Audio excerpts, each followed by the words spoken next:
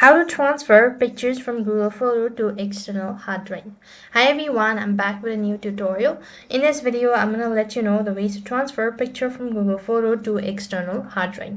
So for that case, what you need to do is open up a browser and go to photos.google.com and log in into your account. When you're logged in, that's going to take you to the home page, which is going to look something like this. So over here, you just have to go ahead and select the particular videos or the medias that you wish to download.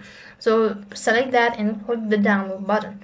Now that this is going to be downloaded in a zip format, what next you need to do is you need to extract all of that and then transfer it to your external hard drive.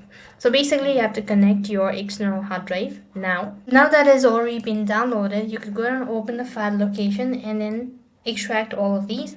Once you've already extracted this photos, then what next you need to do is you just have to go ahead and locate the external device, which will be right on the left hand side part. You could go ahead and simply drag and drop the file, and that's how you could go ahead and transfer your photos or images to your external hard drive.